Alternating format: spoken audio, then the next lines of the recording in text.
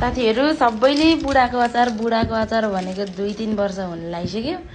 हामी चाहिँ बल्ल बल्ल यहाँ बुढाको पैसाले बुढाको अचार ट्राई गर्नु खोजिरहेको छौँ। ल कस्तो हुँदो रहेछ बुढाको अचार।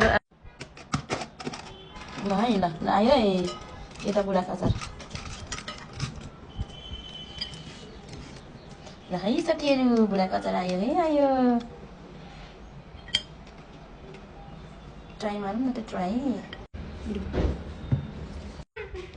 साथीहरू कस्तो रहेछ त बुढाको अचार। खाए ल साथीहरू। ल चुयो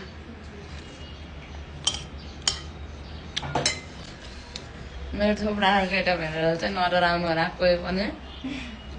हामी पनि अब भ्लग सुरु गर्दैछौँ। सबैले सपोर्ट गरिदिनु हो। ठिकै हो है। मिठो रहेछ बुढाको अचार। अब हाम्रो पनि बुढाहरूलाई अचार बनाउनु लाउनु पर्यो।